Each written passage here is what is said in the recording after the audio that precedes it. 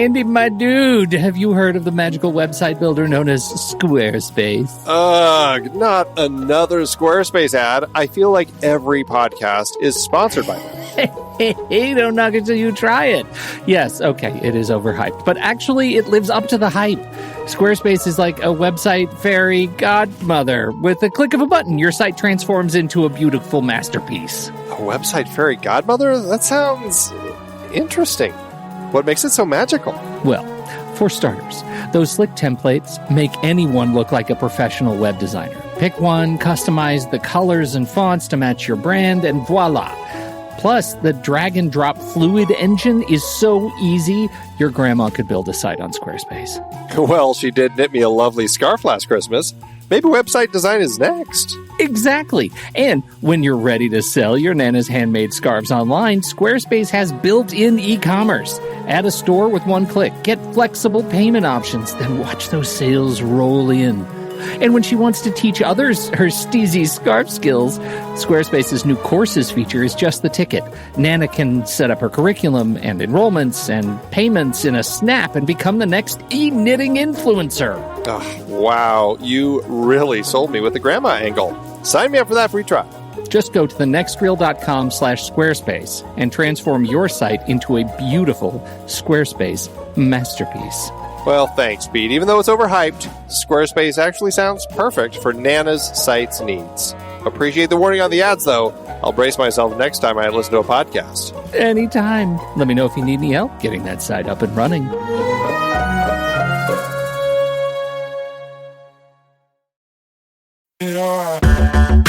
Andy, can you believe we've almost hit 700 episodes of The Next Reel? I know, it's crazy. And with all the other episodes in our family of podcasts, we are well over 1,200 episodes of movie conversation. It's really pretty amazing that we've gotten to have these in-depth movie chats every week for over a decade now. And we couldn't have done it without our loyal community of film fans. Their support over the years has meant so much. For sure. That reminds me, we should give the merch store a shout out. Buying shirts from thenextreel.com/merch is a great way listeners can continue to support the show. Plus, they get to sport our great designs. Absolutely. I think sometimes folks forget we have a variety of shirts, mugs, phone cases, and more available. In fact, a great place to start is with a shirt sporting the Next Reel's logo. We also have that classic Fast Times Spicoli Surf School tee, or the weirdly popular Rusty's European Tour shirt. The one from National Lampoon's European Vacation. Why is that so popular? Search me, but we have sold a ridiculous number of those. I guess there are a lot of Rustys taking trips to Europe? We're always adding new designs based on movies we've covered, like our brand new design for a streetcar named Desire, featuring a streetcar named Desire. So if you want to rep your love of TNR and films, head to thenextreel.com/merch. Every purchase helps us continue to have these weekly in-depth conversations. So visit thenextreel.com/merch today. And as always, thanks for listening and being a part of the Next Reel community. We've got lots more great movie chats coming your way.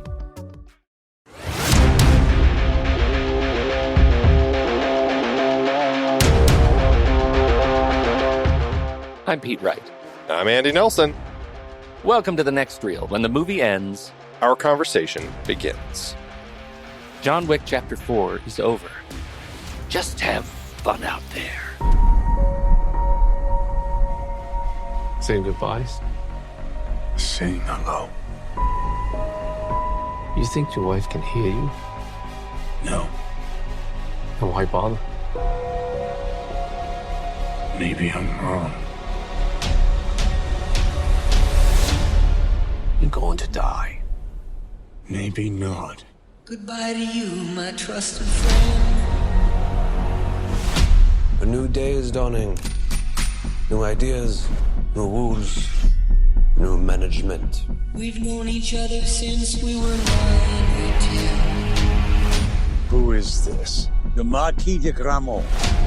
Challenge him to single combat. Win or lose, it's a way out. I don't sit at the table. Your family does. Please pray for me. I was the black sheep of the family. Man has to look his best when it's time to get married. Or buried. I'm going to need gun. Goodbye, my friend, it's hard to die.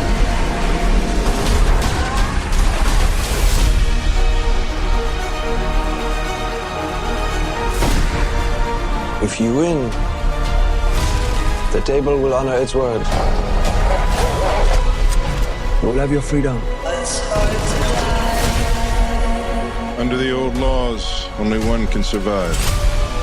Failure to meet at sunrise It's hard to die. will result in execution. Last words, Winston? Just have fun out there.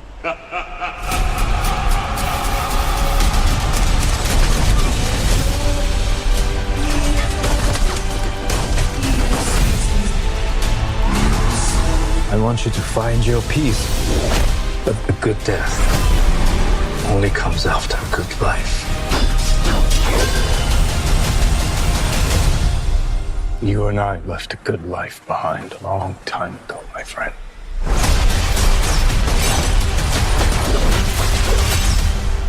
It's hard to die.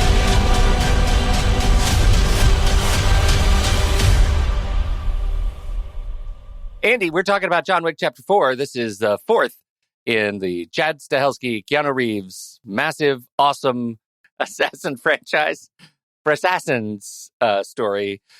And it is, we saw it in the theater, and it is new release, but part of it's what a joy that we get to actually include a new release kind of opening weekend movie in a series on this particular show. Here we are, the final chapter of Yeah. John Wick. It was a thrilling movie to watch, especially coming in hot after enjoying the third one so much, as I said last week. I really had such a great time with this one. Can I say the one moment in this that really kind of took the breath out of the audience that I was watching it with was just kind of the horrifically abrupt and surprising death of Lance Reddick. His Oh my character, God. Sharon.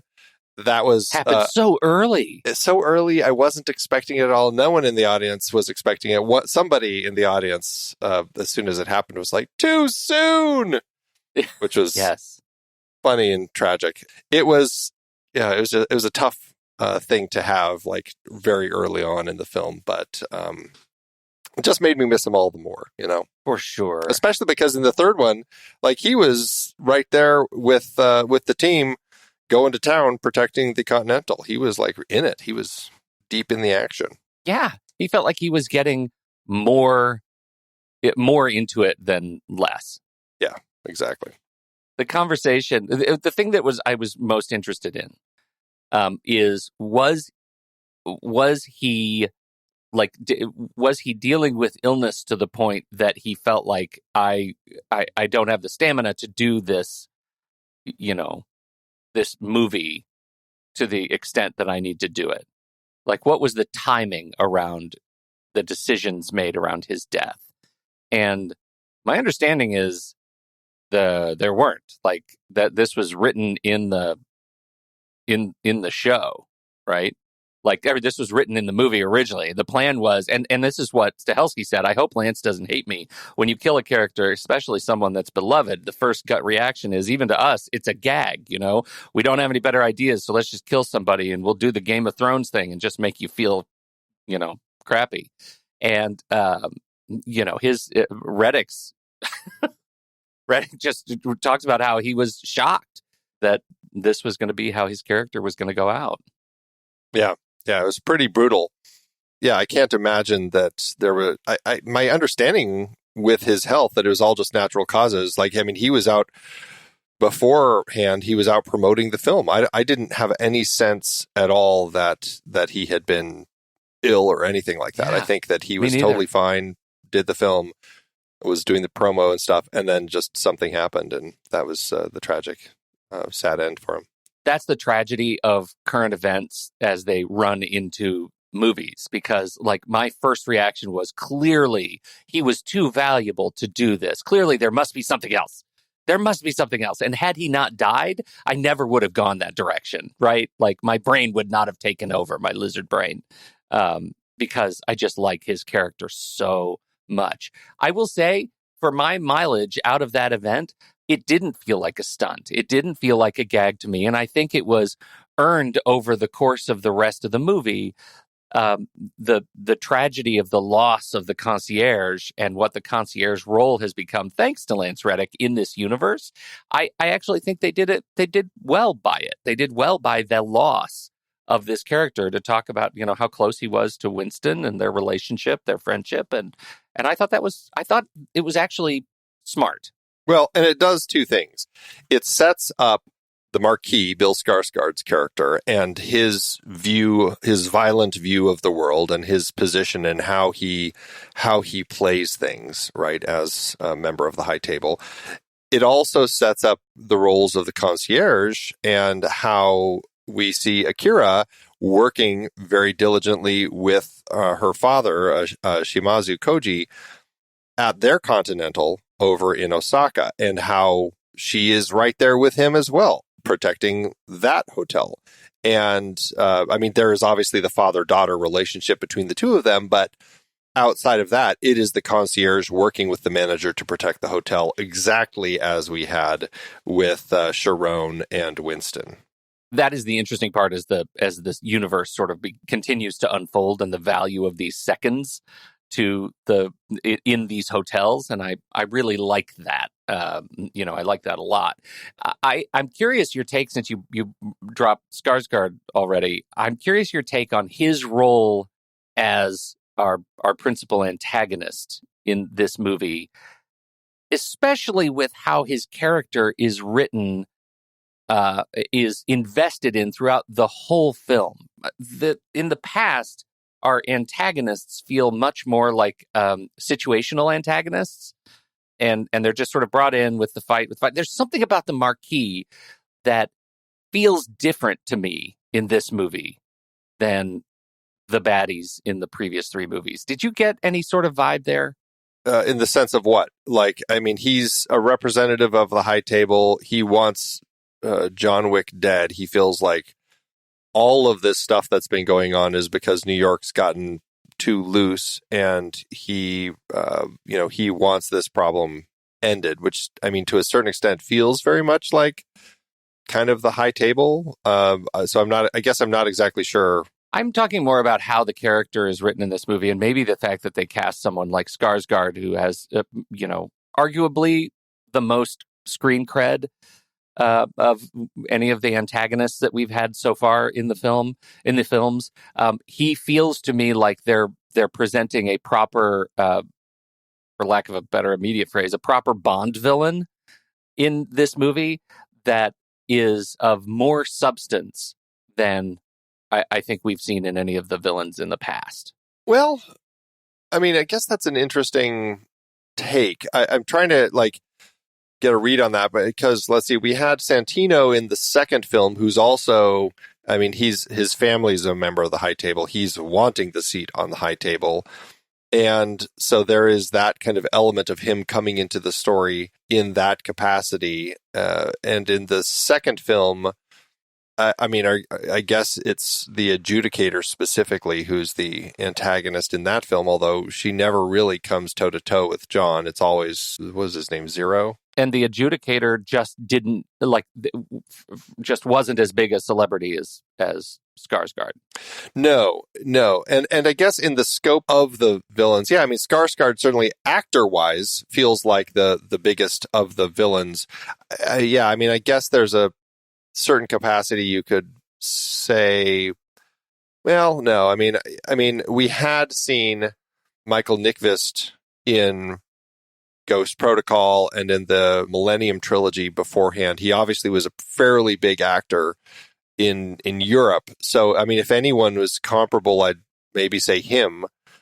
He would be probably comparable to Skarsgård, who I don't feel has been in as much as a lot of members of his family. Obviously the two It films and Barbarian, but I do think that what he ends up bringing to the film is he definitely has this sense of, I don't know. I guess it's like this elite status, and what I actually really enjoy about him as an antagonist in the film, which I guess you could argue with the adjudicator probably, is that they're not necessarily there to do the fighting themselves. Like, he doesn't feel like he was ever going to be somebody that John Wick was going to go toe to toe with in a gun and fist fight and blade match. Right. Even when we had a dalliance with it, the idea of this like, showdown at dawn kind of, like maybe there's a chance. And then he brought in his nomination to do the fighting for him. That sort of aristocracy. Yeah, aristocracy. To that end, it's just the fact that they opt to do a duel itself is kind of like, it separates him from the down and dirty fisticuffs that otherwise, if you can call what John is doing with pretty much everybody else in all of these films, it's so different than that. It is like a step up to say, oh, we're going to have a duel, and it's just one-on-one and sunrise and all that sort of stuff. And so it was an interesting way to kind of see how that character unfolded as such a different type of villain for Wick to have. Well, maybe that's the way to describe it. It's just he just feels very different. His eccentricities that come with the entitlements of aristocracy, make him choose to do things that, if he wasn't dealing in violence, he'd be dealing in business, and who knows. But in this case, he is the reinvention of the high table, and it is no better cemented that he represents the reinvention of the high table than the fact that in the first 15 minutes of the movie, John kills the one who sits above the table, right? He goes and kills the elder, which does feel like, as he's riding in on horseback and killing the thugs ahead of him, which I thought was lovely in its way, and it was not lingered upon too long, right? It's John at work in his black suit on a horse in the desert. Okay, that's part of the universe. I was with that. But the fact that he killed the elder, and they made a point of the fact that you're killing me just like the old elder is moved on. Like this is Menudo. There's always going to be another elder. So to what lengths futility, John? Like, why are you doing this again? Why does it matter? Just keep killing the elders in the desert. I just like that you use Menudo as your touch point for that. Does that date me, that reference? Menudo, the Wiggles, whatever it may be, the elder. Is Menudo still going? Man, they were big for a while. They just keep putting new people in it. I guess the reference needs to be updated to some K-pop band, right? It's just constantly churning out new. And anyway, so that to me, I thought was what he represents. The Marquis is the reinvention of the high table, and effectively, reallocating authority and power to this hall of the aristocracy again. Like, he's in this palace. He's in Paris. Like, he is in a place that is synonymous with classic, revolutionary aristocracy. He is the one against which others rise up, right? And so I thought that was a really interesting way to take this character and to update kind of the whole vibe. And that to me maybe is what makes it feel like a Bond villain. Like he's effectively in a lair, and he's capricious in how he deals out his thoughts of justice, and then he's in a stable and he's doing the thing with the knife to the tracker guy who was awesome. It's just all of his decisions are improvisationally evil, and I think Skarsgård really pulled it off. Like, I just was exhilarated, and I wasn't even taken out of the movie by his accent, which I actually totally worked for me, his choices. Talking about world building and the scope of what they're doing here. So, we've got, so there's the elder who sits above the high table. And again, there's a relationship there I'm not exactly sure of, but sure, it's part of the construction of this story. Then you have the high table itself, and that has a number of different families on it. There was the Italian Camorra mafia that was on the high table. I don't know who, we never find out who actually takes their seats after Gianna and Santino both are killed. So who knows who's sitting on that? There's Mr. Comey, who wanted to get on the table but never does. There is now we've met the Marquis here, who I don't know if it's specified, but I'm assuming he's the French member of the high table, and then John's family that we end up finding out about, and how they are also on the high table, and he has to cut this deal with them to actually to get them to.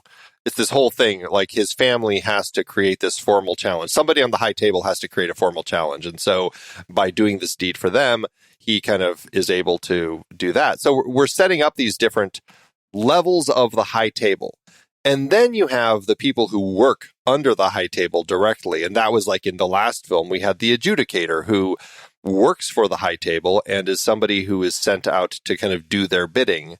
In this film, we end up meeting Clancy Brown. He's the harbinger who works for the high table. And I guess I'm not exactly sure what the difference is, other than I think the adjudicator is like, I don't know, the judge for the high table. Is that a fair way to say? And then the harbinger is the one who, I don't know. I guess I'm trying to figure out like what the difference between the two, the adjudicator and the harbinger, are.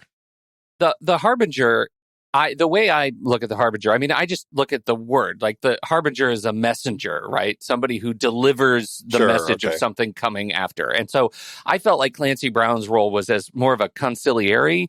And so he delivers the message on behalf of the Marquis. Like he is, my understanding was, if we look at the organizational chart of the high table, that we have the adjudicator works directly for the high table. The harbinger works directly for the Marquis. I don't think that's right. I think he works directly for the high table, and because the Marquis has been tasked by the high table to have whatever resources he needs to stop John Wick, like he is the member of the high table who's sent to do this, because he has some words with the Marquis several times about it. I don't think the high table is going to like this decision. Like I feel like he is their messenger, but because the Marquis is also like working directly for the high table to do all this and has been tasked to do whatever he needs, I think he then still has to do it because he technically is still the high table. Okay, yeah, and I get that. As soon as I said it, I remember that scene where you're talking about that he's talking about the high table, not looking forward to that. I can totally see that. But the substantive difference to my eye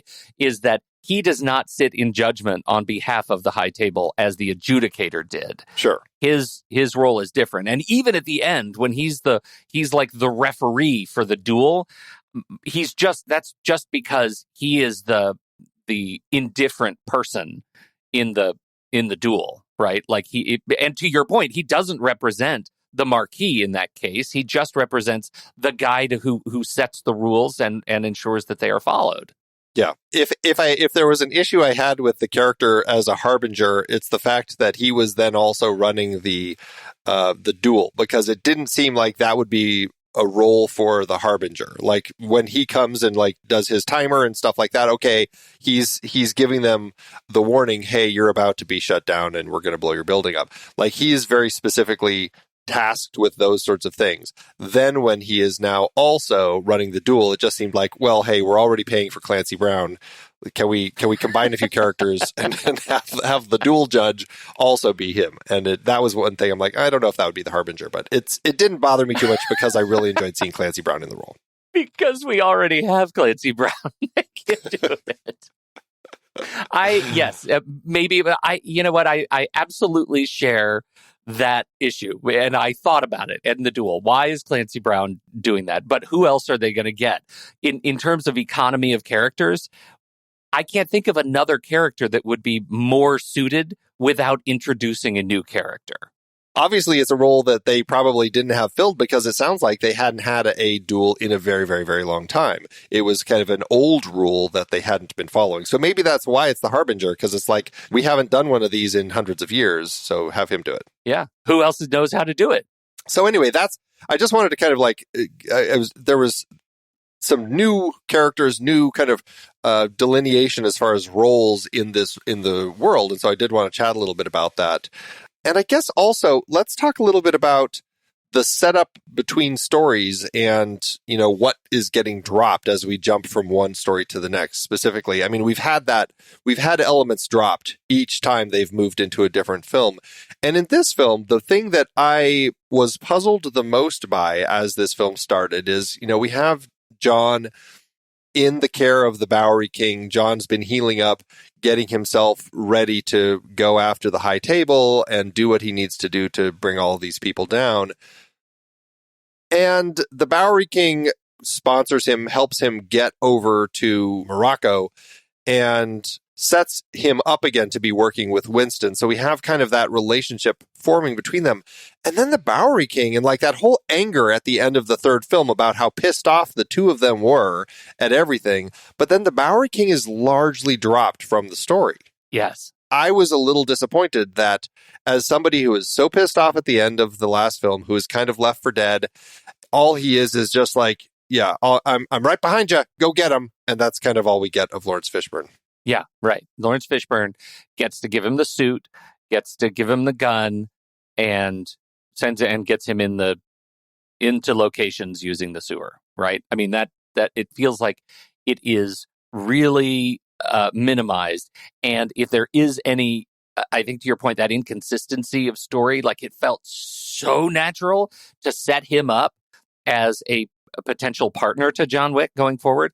The counter argument to that is John Wick has no partner. John Wick is the Baba Yaga, right? Like he doesn't get a partner. He never gets a partner. So for the utility of the story itself, we have to minimize the Bowery King if we're going to keep up with the legend of John Wick. So I can see it on both sides. The challenge is, why did they make the Bowery King such an impassioned character at the end of 3? That transition could have been made easy if they had changed a little bit with the Bowery King in 3. I feel like maybe a post-credit scene.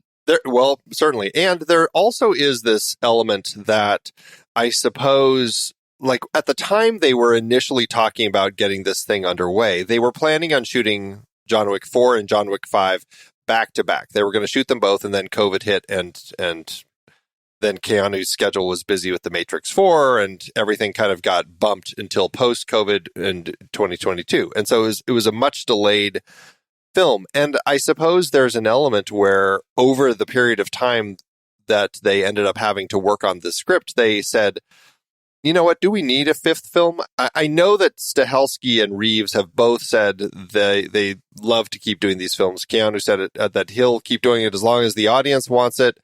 And he can keep up with the what John Wick needs to be doing. But I think Stahelski ended up saying that he was feeling concerned that he didn't feel that there was going to be a whole lot separating the 4th and 5th films, and that they were going to end up being too similar. And so I guess part of me wonders if at the time when they were kind of tentatively planning a 4th and 5th film, if the Bowery King's role was larger over the course of what they were going to do. And then as they kind of condensed and squeezed things down to just this one film, because it feels a pretty definitive end to this particular film, the Bowery King's role and that kind of story thread just was largely diminished. Yeah, I think so. And, you know, to your point, definitive end, like, I guess there is room for them to sort of walk back the way the movie ends with, I don't know if you're listening to this new movie, but go see it first. Stop here. The way the movie ends with John Wick, presumably dead on the steps. Like, I think it's over for John Wick. I think it's really over. But, he's been badly damaged before and come back. The difference was at the end of 3, he lifts his hand up and flips off the Bowery King, so he's not effectively dead after falling off the Continental. But in this case, it feels dead. It feels like a sentimental and emotional death, which is what we've been kind of waiting for this character, to feel like he was truly finished. And I got that sense. And then they add a post-credit sequence. The first time in the series that they give us a post-credit sequence that doesn't involve John Wick. And I guess my question is, was that a satisfying way to end this movie? Or was it an obvious precursor to some next spin-off in this universe? I didn't read it that way. I felt it was as touching and powerful and emotional and really like successful of an ending of the film we had, with a beautiful like powerful moment between John and Kane as these two friends, these two old friends who had to go through this duel against each other. Like that final scene between them was just so touching. I mean, I was almost, I almost was in tears. It was really just kind of a great end to this character and this relationship, and it played incredibly well. The whole end was so satisfying with John talking to Winston and then going down and sitting on the steps, below the Sacré-Cœur, and dying on the steps as the sun was coming up. I mean, it was a touching, beautiful, beautiful end to the story itself. And then I felt like the post-credits scene was just that reminder of the world that we live in, where actions always, there are always consequences.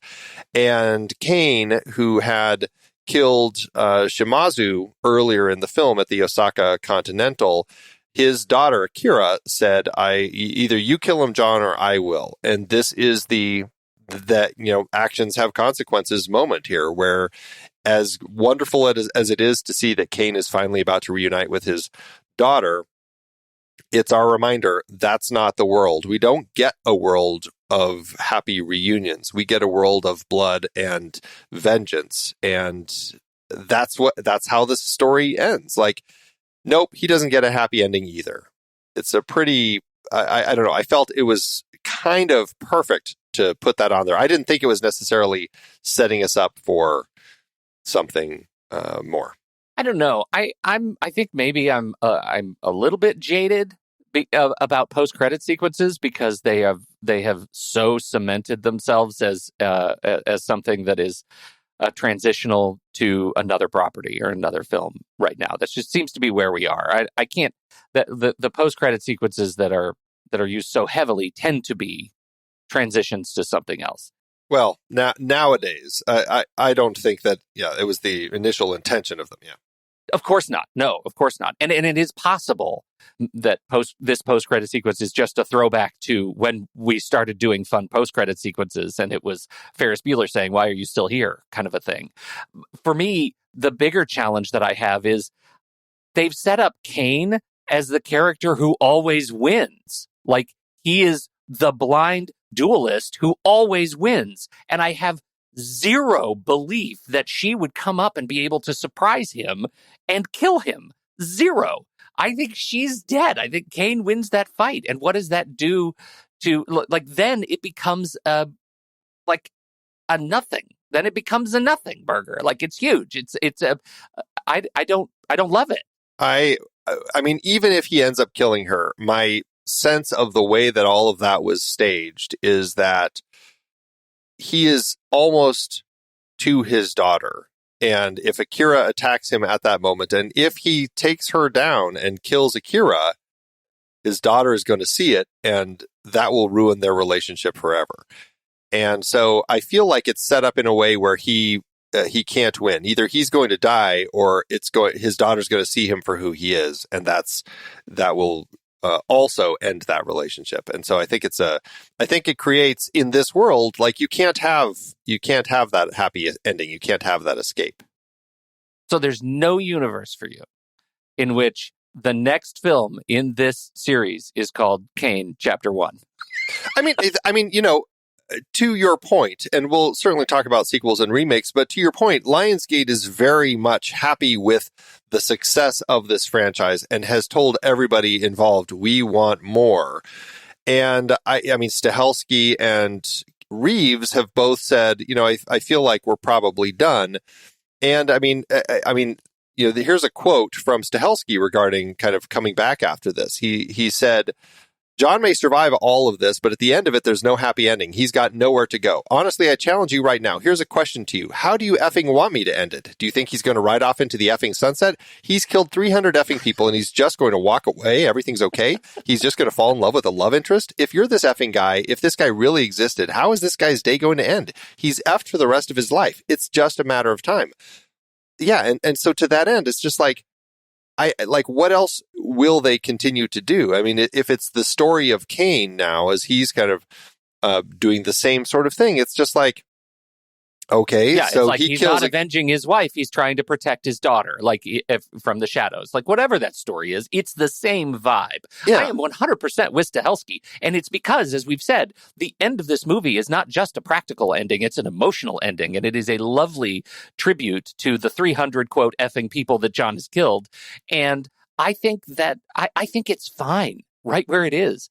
I just question like the purpose of this post-credit sequence. I would love it if I could wrap my head around this being a perfect ending punctuation to the series. I am too cynical that Lionsgate is just using it to transition to this other thing that is going to end up being the same story.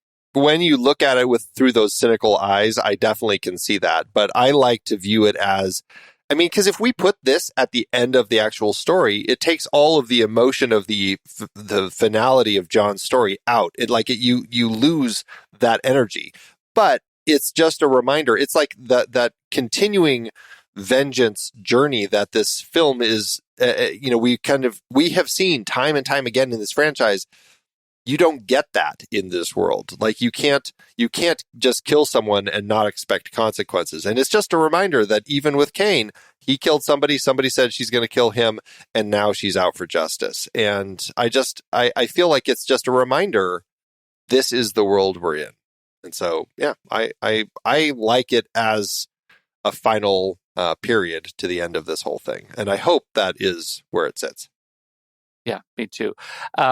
So hold the rest of the commentary on sequels and remakes for a little bit later, because first I want to come back and talk to you about Killa.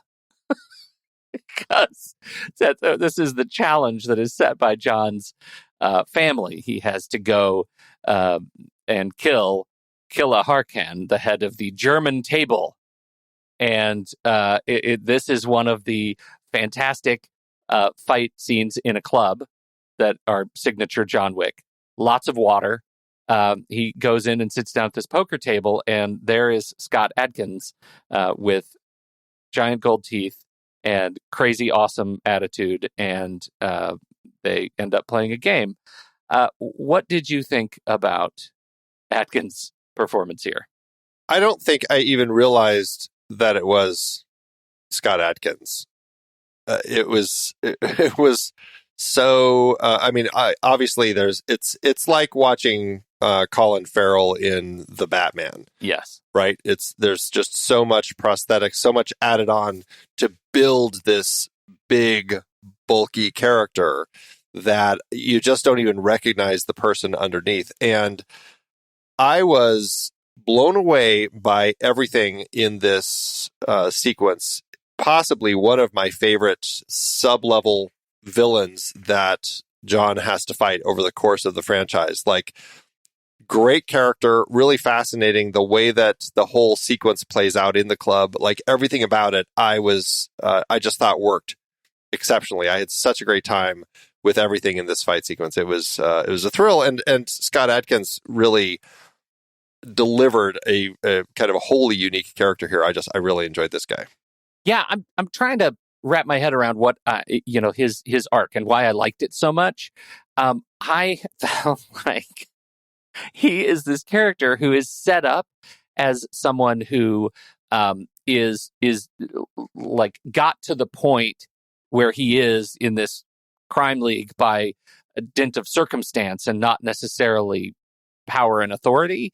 And they really lean in on that, right? He goes, the fight starts, John and Cain are fighting other guys and Tracker, and like Killa leaves, right? He runs away, and then we end up having the signature fight of this sequence between Killa and John Wick, and he is a force. He is a force to be reckoned with, and I loved that twist. Like, it wasn't John just going to assassinate a mid-level nothing of a boss. It was John Wick going to fight a guy who is significant and for some reason didn't want to get his hands dirty. I thought it was amazing. That entire sequence was just an extraordinary fight. I think it absolutely leveled up, the street fight with Common in 2, which I really enjoyed. I mean, I thought that was a great way to handle that fight too. But this was just exhausting to watch in the best way. And it just also speaks to the most insane clubs that are in this world. It's like these clubs are in like locations. It's like who can have a club that is like this? Like you just don't see clubs that are like so multi-level with these like stone passageways and bridges all over the place. I'm like, this is just bonkers. But I love it. And an extraordinary waste of water. Extraordinary waste of water. And I was laughing so much because as all of the fighting is going on through the course of this, like so often the dancers, they just keep dancing. They're just like, yeah, we're in a world of assassins, I know. as long as I kind of step out of their way, I'll be fine. And it just makes me laugh so much in this film. Yeah. Very funny. Perfect. Very it was funny. Just perfect. So, yeah. Well, since we're talking about fights, let's talk about some of the other fight sequences through the film. Yeah. There's some great stuff going on over the course of this because we have a variety of different fighters and styles and everything. And we go over to the Osaka Continental and end up in a fight with lots of blades. It's a very, just a fantastic hotel location. Again, just like the set design, production design, cinematography, everything in this franchise is so over the top, just creating a fantastical, beautiful neon world. I love the look of it. But what do you think of the fight in Osaka? Because this is where we get not only the battle between the members of the Osaka Continental with the members of the Marquis team in those freaky masks that they come in to kind of like take the whole place down. But then this is where you have Shimazu ending up going toe-to-toe against Kane, and along with his Shimazu's daughter, Akira, as they're kind of fighting Kane, and everybody, of course, is trying to get John. How does all that... Do you like the Osaka fight? Yeah, very much. And I love that it starts with Shimazu and John having having their really sober conversation about, grief and loss and what John has brought unto him by even showing up there. And Shimazu is a character whose very existence challenges the ideology of the table and of this universe. He says, like, we have, are we so foolish to have forgotten that, there's more to friendship and relationships and like debts owed than blood markers? Like that, I'm paraphrasing clumsily, but that entire aesthetic so fits that character and that part of the universe in Osaka and what he's created at the Continental there. And I think it works. It works really, really well. The piece that we get, that is introduced here, are the minions of the table, right? The tan suit guys, and they're giants. They're giant men. Are they? I wasn't sure if they were the table's men or the Marquis team. Yeah, but they're obviously all working together. But I feel like the Marquis guys all had the Marquis lapel pin on them. So okay, you're right. They did. There was though, and I don't know. I'm just. Chidi is the main guy. Gramont's right-hand man, Chidi, backed by high table assassins and Kane. Yeah. So there is some mix of them, but Chidi is so the Marquis guys are the tan suit guys because tan is the color of aristocracy, and and they are giant people, and you can shoot them 100 times with arrows, and they'll just pull them back out, and it'll be fine. They're fine. They're always fine, and they're massive. I loved it. I mean, I loved everything they get. They're the unstoppable force, and we need an unstoppable force as representatives of the high table / the Marquis. Like, they have to be the unstoppable force in movie 4. Like, we need them, and I think they're great. Well, yeah. One element you have questions? No, just in the scope of the high table and their team, like, that was one thing that I felt like, well, we'd already introduced the high table's team in the end of 3 when they raid the New York Continental. why are these ones different? And I guess I wasn't sure where the delineation is between types of warriors within the High Table's arsenal of forces. Well, and because the guys in the suits, in the armor suits with the funky masks in the black, those guys are the High Table guys that are very similar to who we saw at the Continental in 3, right? But I don't remember them wearing those masks in 3. I felt I don't like know that that they wore the funky mask. They did have something on their faces. Did they? I can't remember now. Maybe they didn't. I'm just going to look. Yeah, I feel like I really liked the split, and I liked the idea that the Marquise guys were effectively dressed like John. Like they just wore the suits, and the suits were such that it was the same, I have to assume the same sort of Kevlar, because they were all doing the thing where they hold up their suits like capes. Oh, I love that. Yeah. It was really cool to see the way that they've all adapted to fighting in this world, where they have to use their clothing to protect their face as they continue fighting. For sure. And it's fun to see like those moments when John takes off his coat and shakes it out and all the bullets fall out. So good. That was very funny. I loved it. So there are a number of other principal fights, but the one that I texted you about immediately after, Andy, the diorama fight. Well, yeah, I know, but well, okay, yes. I'm moving too fast for you. Yes, we didn't talk about the blind assassin, Kane, and the way that in the Osaka Continental, like, we get to see exactly how he fights and how he's setting up those little doorbells around the room. and he's using that as a way to hear where people are and kind of fight. And it's like setting up Donnie Yen's character, who he's an interesting actor in that, he ends up playing these blind people in so many films, like he was also in Rogue One. But I loved the way that we set him up as this character, and we get to see how somebody like him can be so effective of an assassin in a world where everybody is running around with guns and killing each other. Like he is so effective, and it was a thrill to kind of watch him, the way that he adapts to this world of killing people. I think he was fantastic. He also, the way he plays this character is a little bit cavalier for the universe of John Wick, right? It feels like he had a different maybe identity than another actor would have imbued this character in the John Wick universe. It was a little bit loose. It felt like in the way he fought and the way he sort of disregarded the people that he was fighting against. Once he was engaged in a fight, particularly with minions, he was a showpiece. He was a showboat, and I loved that about him. Like, I loved the way he just moves with the sort of freewheeling kind of spirit. That's like the confidence, that freewheeling confidence that he has in this movie. It's not as grunt, fight, stab, it's really good. Well, and Donnie Yen, like, when he was asked to be in this film, it was very much a person who was wearing like,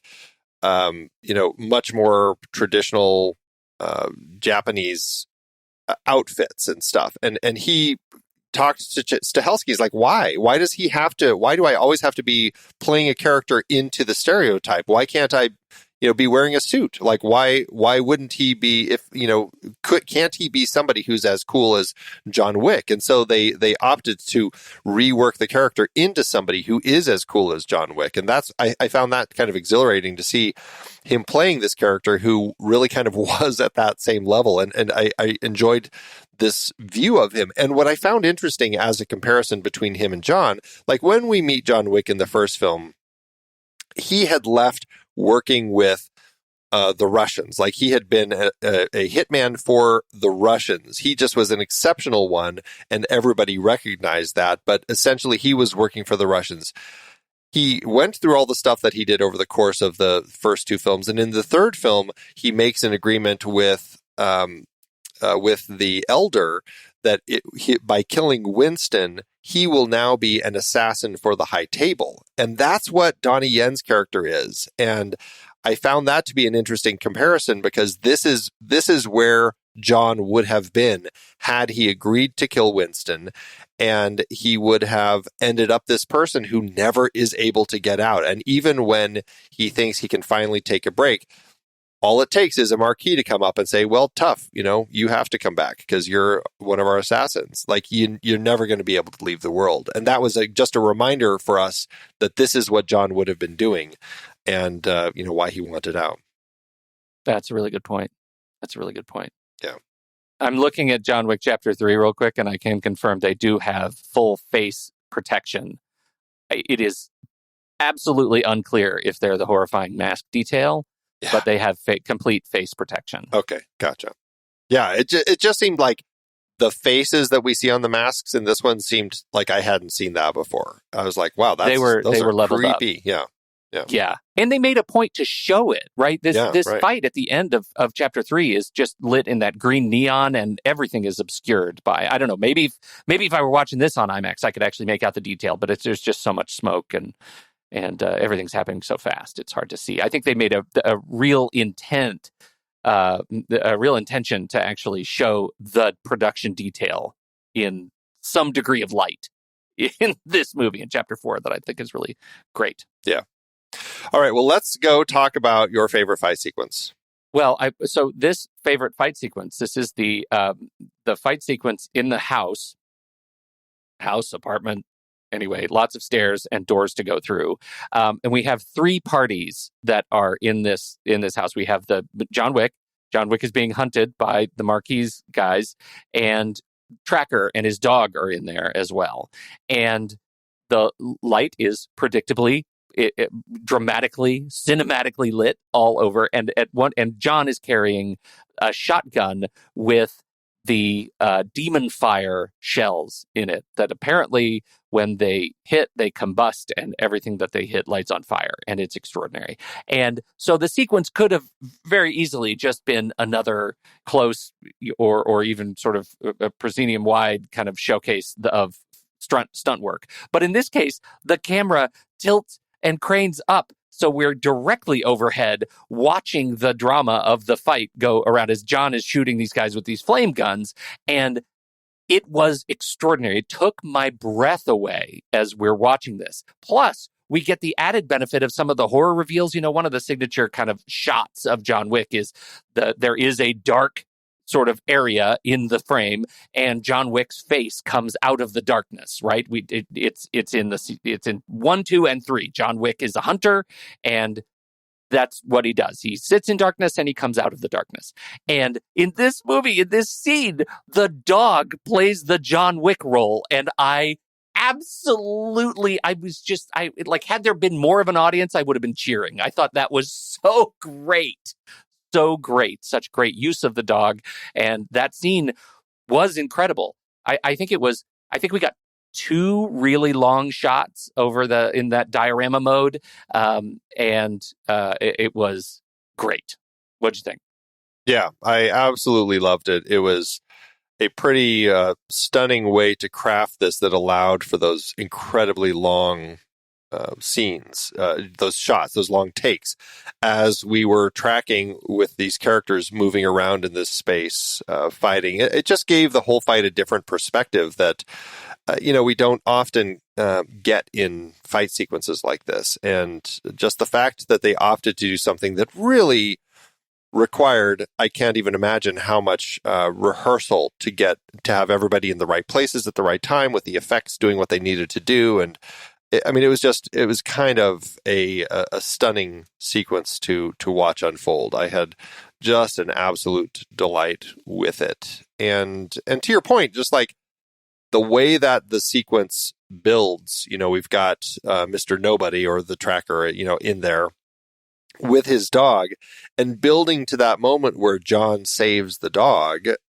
and that turn that it allows for Mr. Nobody to take, where he's suddenly like, I don't know if I'm going to kill this guy. He just saved my dog. And there was that moment in that just, it just worked so well. And it wasn't like John even did it intending that, right? It's just John is the guy who is not going to let the dog die. And when he shoots at Chidi and knocks him off the balcony and stuff, it's like that's the that's who John is. Like, he is the guy who's going to protect him. And I loved the way that whole scene plays out. And just, I mean, again, those guns, those fire guns, super cool. Super, super cool. Two other signature sequences in this movie in terms of fight scenes that I think represent the radically sort of different production. The last movie we talked about the dramatic addition of the CG motorcycle fight scene. It was the first major CG sequence, and I think we both. My memory of it of our conversation is we both really like that sequence, and it is made even better when you watch how they made it. It is an extraordinary feat of technology to actually make that sequence, even though they weren't doing a whole lot of actual fighting on motorcycles on the Verrazano Bridge. Really, really great. So the circle, the Paris traffic circle, the roundabout sequence, this one did take me a bit out of the movie. It felt like the CG was so obvious, and the reactions to cars driving by was so obviously not practical in many situations that it did take me out of the movie. I felt like a weirdly constructed sequence, and it wasn't my favorite, even though I think it was intended to be a signature sequence of the film. Well, how did that one hit you? I loved it. I just thought it was a fantastic way to give us something different again in this world. And again, just to prove that everybody in this world is used to assassins, and it's really nothing new because nobody really stops and they just keep driving. And it just, I mean, honestly, I just kept laughing through the whole thing because it's like, of course they just keep driving because that's this world of assassins we live in. And I don't know, I found it to be very comical in the setup for what we get from this world. And, you know, I don't think that I haven't seen much as far as like what was CG, what wasn't, as they were kind of putting all of this together. I found that and none of it really bugged me either. I just found as I watched it, I'm like, you know, this is a cool place for a fight sequence. And I like that they were trying to find a way to do something again that they hadn't done before and that they really hadn't seen before. I mean, I don't feel like I've seen a fight sequence with so many people in a place where cars just keep coming. And it had some fantastic moments, like when he throws the guy right into the oncoming motorbike and like just like hits the guy in his back. It's like, God, like there were some great moments through that whole thing. So I can see why it may bother some, but I didn't worry about it too much. Well, and I think I went in comparing it to, you know, this world of John Wick that is practical, and they succeeded with the motorcycle chase in 3. And here, every time it turned to characters facing each other and cars driving between them and them kind of doing that thing where they lean back because a car just came by, it just felt fake to me for the first time, I think, in a John Wick series. There were sequences, there were shots in this sequence that felt manufactured to me in a way that I was just unaccustomed to. But I say that all in contrast to the final sequence on the steps to Sacré-Cœur, which I thought that fight, that extended fight up and back down the stairs, the 300 steps to Sacré-Cœur, was exhilarating. I loved every bit of it. It was a wonderful, wonderful sequence. And the fact that it was those falls down the stairs were real, and it was just something that they actually accomplished. And I think I can't remember exactly. I know I read about it. I feel like the stuntman who was playing John Wick did that fall like 6 times or something like that, just rolling down the whole stairs. And because, you know, as they were saying, it's like it's gonna hurt, it's gonna be hard. But you want to be able to say that you were the person who did it. You know, it's like, I think that's what a lot of these stunt people look at in scenes like this. And I found that to be really, really funny. And it speaks to kind of just this, why a lot of people probably want to be involved in these films and do some of this stuff, because they get to do a lot of things like these incredible stair falls. It was a stunning sequence. Yeah. when I was living over there, so I went to Sacré-Cœur and we toured the Basilica, and it's very, very cool. And I found, like, I was talking to my son afterwards about just the level of exhaustion. Like, even if you're young and strong and feel like you have no problem climbing those stairs, it feels like there's an extra degree of weight on your back, maybe because it's like this sacred place, but it just feels heavy, and the stairs are really long, and they're just slightly too far apart. Like, the steps are too big, so your steps have to be just a little bit big, and by the time you hit 300, you're ready to die. Like, you just are done. And so when he falls the entire length of the steps, it's a deeply emotional sense of regret and grief. I thought it was just awesome. It was a stunning fall. Like, I want to talk about homages and things that certainly influenced this film. But one thing I didn't see Chad Stahelski reference was there's a Laurel and Hardy short called The Music Box that I was like, I feel like this should have been mentioned in his stuff. And I don't know, maybe he didn't, but it's in LA. It's 133 steps that the two characters have to push this giant box up all the way up to the top. It's a piano that they're moving from the bottom all the way up to the top. And it's the same thing. Like, they get it part way up and then it slips and then it rolls all the way back down. And it takes forever for them to get all the way up to the top. And by the time they do, they realize that the road that they started on at the bottom actually curves around and ends up at the top, and they could have driven it up. And it's very funny. Like, the whole thing is just a great gag. But the fact that John not only falls down the first set, but then once he gets to that kind of midway point where it angles, like, he hits the light pole, and that sends him turning, and so he perfectly goes down the whole next set all the way to the bottom. It was so comical. Like, I felt like, in our Letterboxd comments last week, you did Demi Adejuyibes, who mentions that he feels like this franchise, like, there's this comedy aspect of it that people don't bring up, and I feel like, well, this is that. Like, it's really funny. Absolutely it. Yeah, it's really funny. I think that comment. I'm glad you brought that up, because I think that comment really seasoned me well for this movie. Like, I found myself laughing more at this movie, possibly as a result of that pivot last week.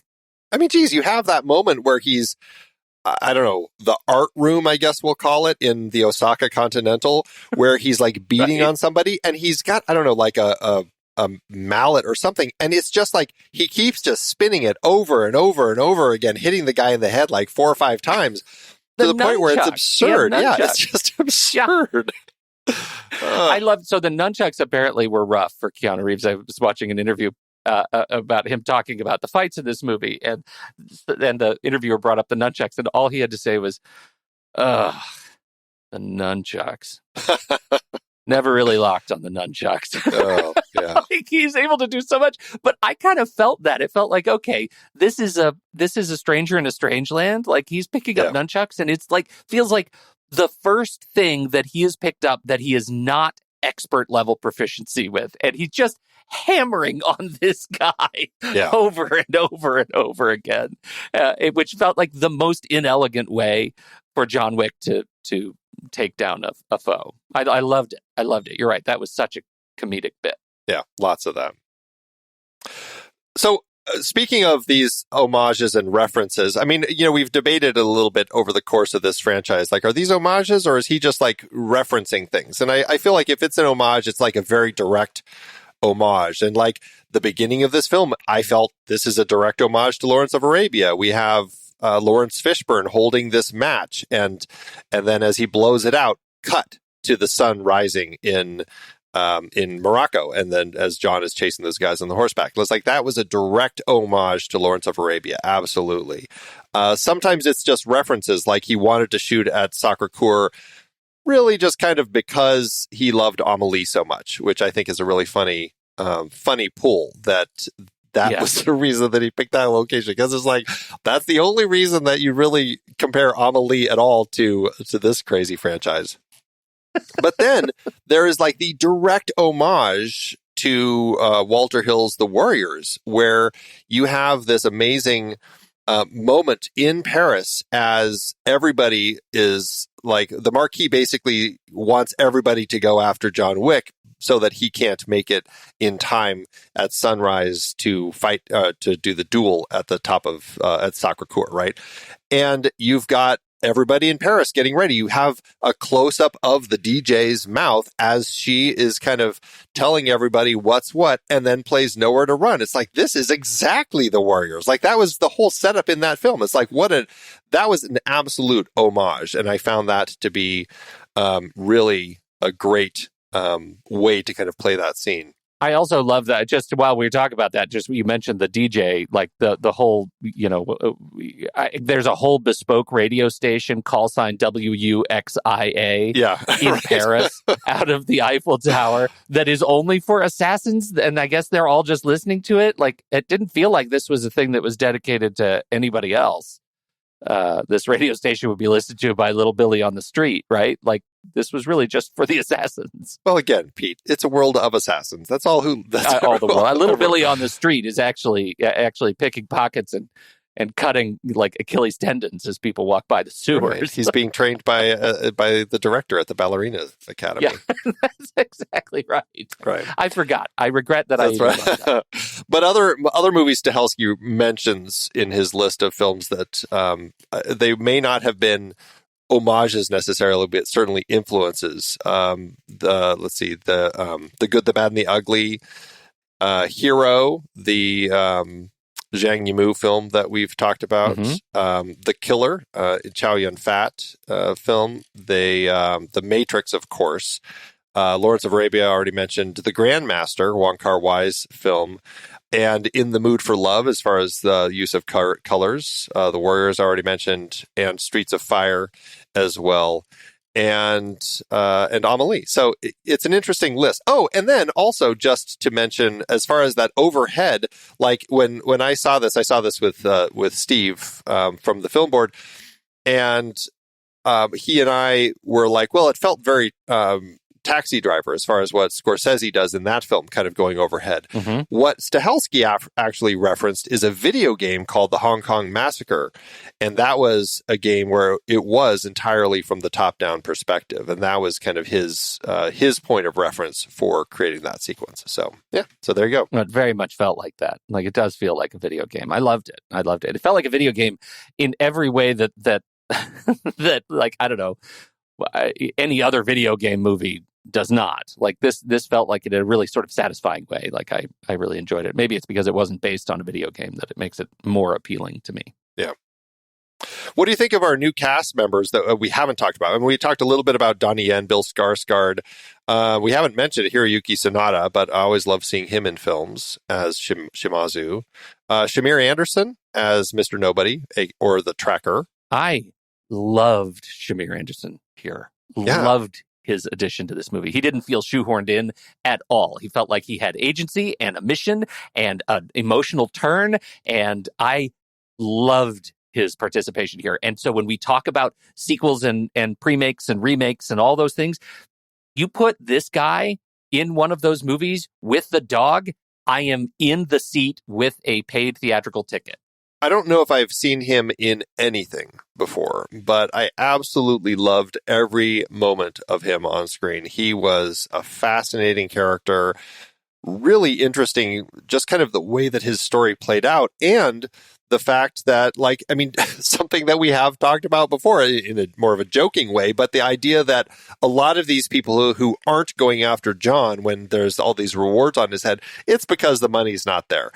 And even though it's like 7 or 14 or 26 million or whatever, and this is our guy, right? He is going to go after John, but he wants to get as close to 50 million as possible. And I thought that was very funny. So, but yeah, fantastic addition to the franchise.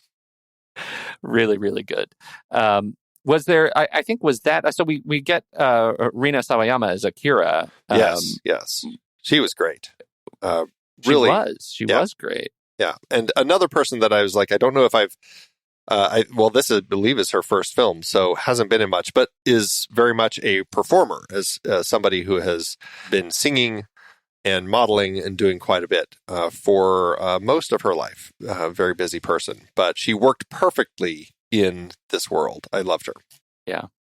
Okay, is there anybody else that was new to the cast that we need to talk about besides we've got Scott Adkins, Rina Sawayama, Shamir Anderson, and Bill Skarsgård, Donnie Yen? I think we got them. Well, there was Natalia Tina playing Katya, his John's adoptive sister. And, she's one of those faces that is a very small part, but I always enjoy seeing her when I do see her on screen. I largely think of her from the Harry Potter films because she plays Nymphadora Tonks in those. And she was also in Game of Thrones. So she is a face that I really enjoy seeing. I thought she was worked well in this role of kind of this Ruska Roma family that he was a part of. So just another small thing, but I do enjoy kind of like that element of it. Yeah, for sure. She's a real chameleon. Like she really, I feel like until I say all of those major properties that she's in, I can't picture her individually in any of them, right? Like I think Nymphadora Tonks is one that, she plays kind of the shape-shifting sort of wizard, different hair and all that stuff. But she was one of the like wildlings in Game of Thrones. And she's just great. Just great. Yeah. And, we should mention her first film, which we talked about on this show back in, I believe, a romantic comedy series, was about a boy where she was Ellie. She was the school crush of our young Nicholas Hoult. Well, that means we are too old. Because that movie feels like it just came out. I know. She was much younger than she was in this movie. Oh, God. Yeah, oh, God. Make it stop. All right. Well, the film looked fantastic. Everything about it was just gorgeous. Again, the wonderful cinematography by Dan Louston. And it was just, I don't know. For me, it was a pretty stunning film. Did you notice the difference in writers in this one? I kind of feel like I did, but maybe that's how it manifests for me to describe the difference in the way, the Marquis is portrayed, like is written. Like that is probably that this just feels like it's a movie that has an intended larger single arc and much less sort of segmented approach to violence. I think that may be it, but I don't feel like I noticed anything different. I felt like they had a really good hand on maintaining continuity of character, which is, for me, most important. It was just, it was interesting to read that the studio opted to move on from Derek Kolstad. I don't know what the story was between the two of them, but it was a surprise that they opted to just say, nope. I don't know, maybe he's too busy with Nobody, which I know he was writing and producing. But that's when Shay Hatton came on, and then almost a year later, Stahelski brought Ricky Staub and Dan Walzer on. He had seen the film that they wrote, Concrete Cowboy. And then the studio, I don't know if the studio, but they ended up bringing on Michael Finch, who had written Predators, which I thought was an interesting, not great Predators film, but an interesting one for sure. So, it's just interesting that they dropped Derek and ended up having to bring on 4 different people to work on the script for this. I guess to your point, there might be some feeling of some of the change, but for my money, it didn't bother me. Not at all. No, it felt like they all had a really good sense of tone of the universe. Well, anything else, or should we wrap things up? No, I think that covers it for me. All right, well, we will be right back, but first, our credits.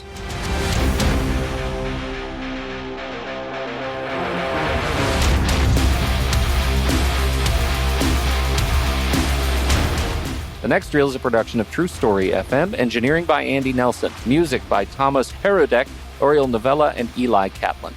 Andy usually finds all the stats for the awards and numbers at the-numbers.com, boxofficemojo.com, imdb.com, and wikipedia.org. Find the show at truestory.fm, and if your podcast app allows ratings and reviews, please consider doing that for our show.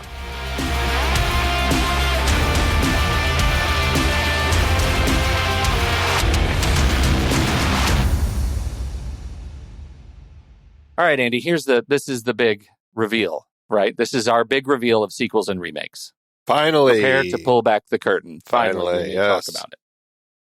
Well, we have mentioned them in passing a little bit. Ballerina, obviously, is already, I think it's in post-production right now. And Ana de Armas was cast to play the title character, the ballerina assassin named Rooney, who I guess it's intended to be the same ballerina that we saw in John Wick Chapter 3, who Unity Phelan played in that particular film. But Ian McShane is back as Winston. Keanu is back as John. This whole story of the ballerina takes place between John Wick Chapter 3 and Chapter 4. So I'm wondering if we're going to get a sense of... interestingly, I don't see that Laurence Fishburne is involved. And so I was like wondering, are we going to get more as to what's going on in that period when John and Winston aren't talking, John is healing, the Bowery King is, taking care of him, and he and John are plotting, or what? I'm not exactly sure, but that's the film. And we should add, Lance Reddick is listed as a cameo. He was in it as well. In Ballerina, Sharon. Yeah. And that's one of two films, not the other one, not John Wick. not related to John Wick, but one of two posthumous releases. Looks like that'll wrap his career. And Len Wiseman is directing it, who, we've talked about a lot because we did all the Underworld films. Yeah, right. Curious how that's going to shake out, Len Wiseman. But I do love Ana de Armas, and I think she's a fantastic action star, and I'm so curious how this is going to play out. So I'm really looking forward to it. It says that Rooney is hunting the murderers of her family, so that's the story. So, yeah, we'll see. What's the story on the Continental? Yeah, that's the other thing. It's, I believe, just still in development. No, actually, they started filming in November 2021, and I don't know... Oh my gosh, I don't know what has happened with it. It's it looks like Starz sold it to Peacock, and now they say that I guess Lionsgate is saying that they're hoping to release it late 2023, saying that the episodes are nearly finished. But it looks just like 3 episodes. Not a very long series. Albert Hughes, who we've talked about in our Hughes Brothers series, directed the first and third episodes. So it's a prequel. We do know that. Wow. I don't know. I'm curious about it. It's the story of how Winston came to his position as proprietor of the Continental in the 70s, establishing a safe haven for assassins where no business may take place. It explores real-world events, including the Great Garbage Strike and the American Mafia's rise to economic power. You talk about doing a universe-building spin-off of this franchise.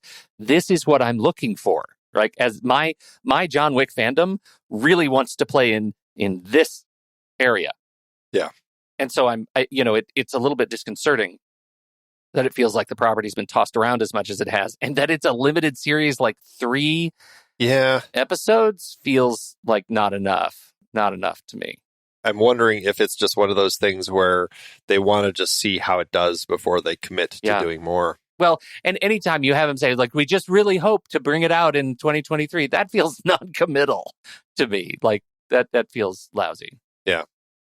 Mel Gibson is in it. There's an adjudicator in it. And interestingly, there are 2 characters in it named Hansel and Gretel, which makes me wonder how that's going to come into play. Yeah. We shall see. Anyway, that's it as far as sequels and remakes for this. As we said, at this point, no John Wick Chapter 5. And speaking of things that we have none of yet, I'm assuming we don't have any announcements on any awards because the movie's been out for a week. Nothing yet, other than fans awarding it with money. Okay, so let's talk about it. How's it doing at the box office a week in?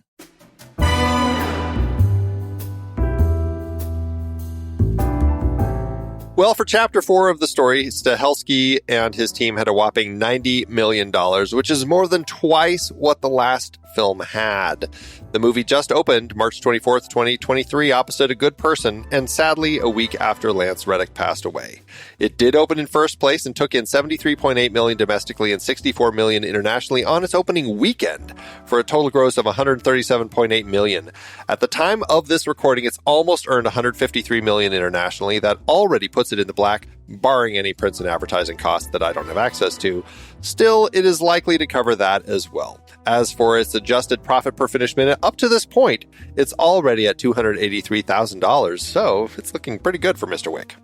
Oh, that's fantastic. I'm really glad to see it, and I'm looking forward to more exploration of the universe. I really enjoyed this movie, Andy. Yeah, me too. I am really excited to see that they are just trying to do something big and expansive. And in this one, I felt like doing some stuff that's a little more unique, like ending the film with an actual duel at sunrise. Like that was something that felt so different instead of just another big fight sequence. They're fantastic, don't get me wrong, but still, it felt unique and it felt different to have it play out that way. For sure. Well, we're moving into another giant franchise. Oh, we sure are. Yes. And in fact, we'll be right back for our ratings on this film. But first, here's the trailer for next week's movie, kicking off our journey through Middle-earth. It is Peter Jackson's 2001 film, The Lord of the Rings, The Fellowship of the Ring.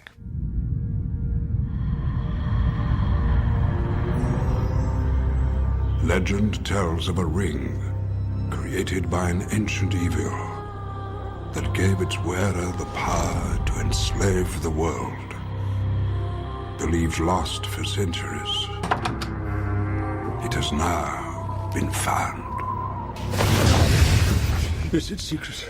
Is it safe? This is the One Ring, forged by the Dark Lord Sauron.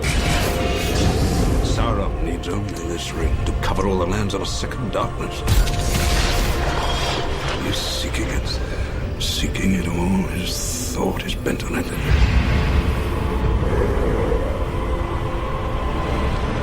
No one knows it's here, do they? Do they, Gandalf?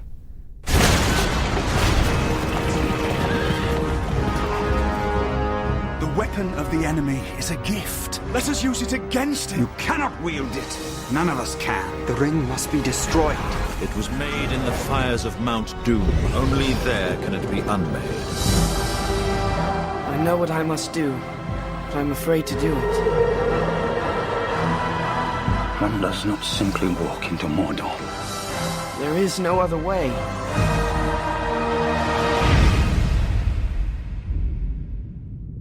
There's something down there.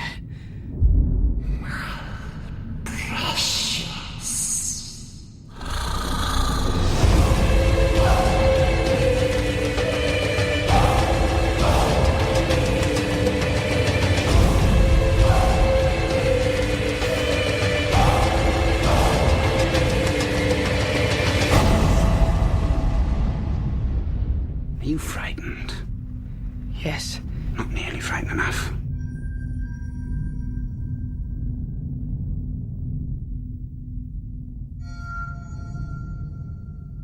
I sort of wish you had said it like you wrote it. Tloter to Foter? Film. Tloter to Foter. That's what it was called in its Scandinavian release. Tloter to Foter. Let's all do some hygge and watch Tloter to Foter.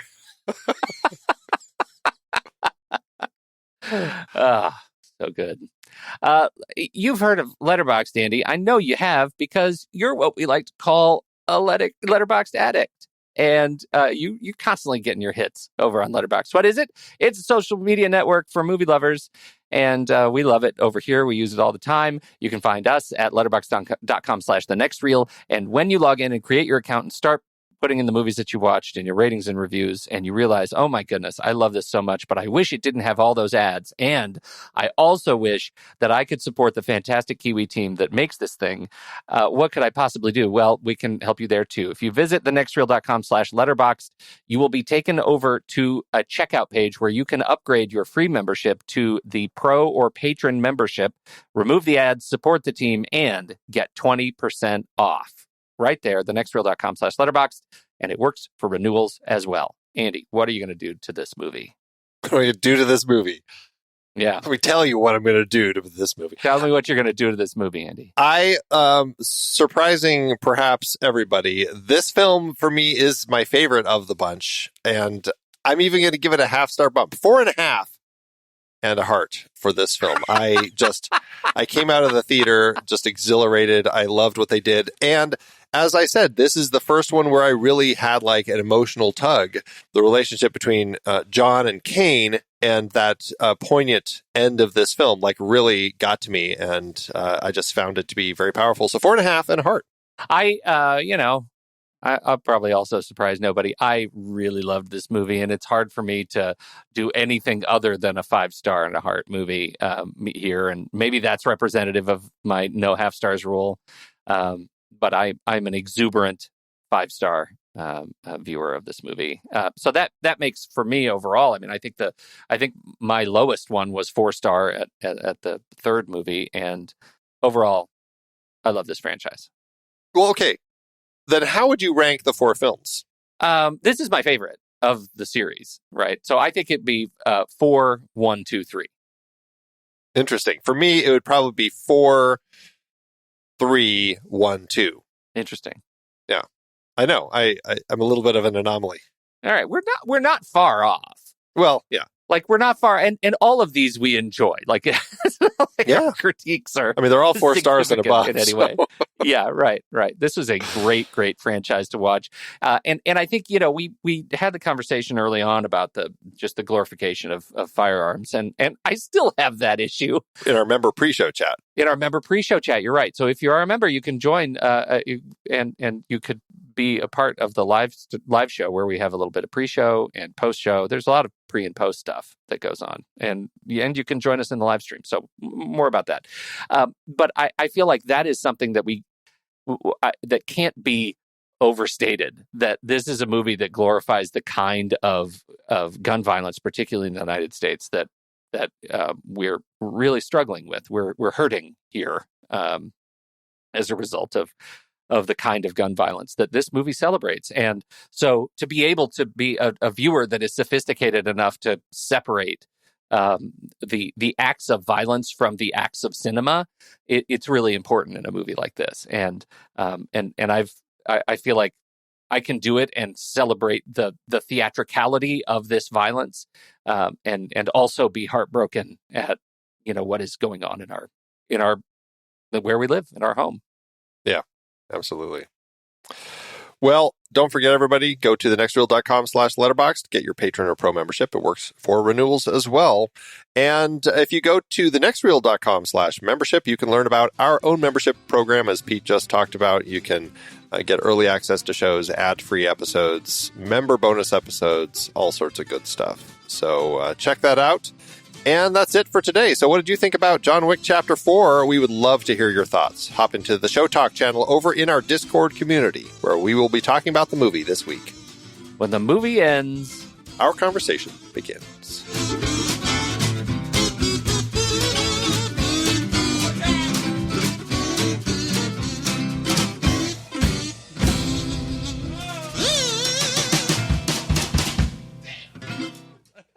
Letterboxd giveth, Andrew.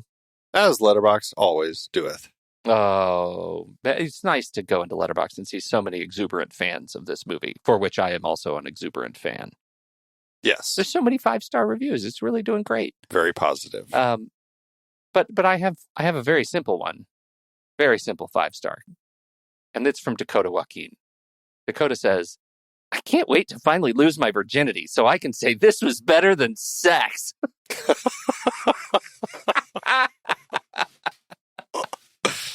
We're all waiting for the day, Dakota. Oh, my goodness. All waiting, Dakota. We've got you. We're right. We're thinking about you and your sex life, Dakota Joaquin on Letterboxd. That's right.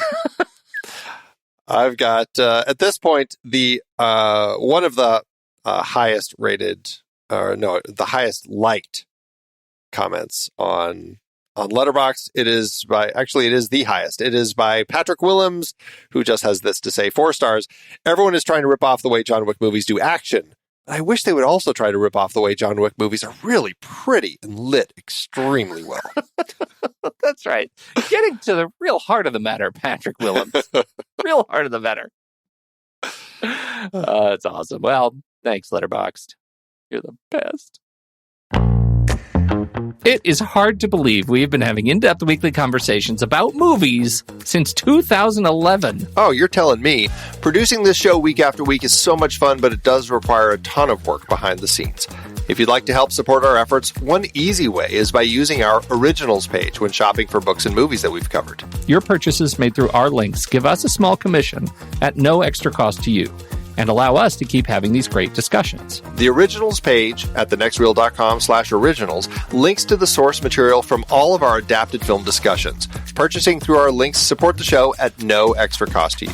In Season 12, the focus was big franchises and series. We covered both Paddington films, adapted from the beloved children's book character created by Michael Bond. Oh, I love those films so much. Hugh Grant is perfect. For our Pitch Perfect series, the first film was adapted from Mickey Rapkin's nonfiction book about collegiate a cappella competitions. It's like a short story of my life, literally. I lived college a cappella. Sing it, brother. I lived college a cappella. I didn't mean literally. You know who you're talking to, right? The Twilight Saga dominated the season with 5 films adapted from Stephenie Meyer's vampire romance novels, Twilight, New Moon, Eclipse, and the 2 Breaking Dawn parts. Dominated with awkward romance and nonsense logic is more like it. That too.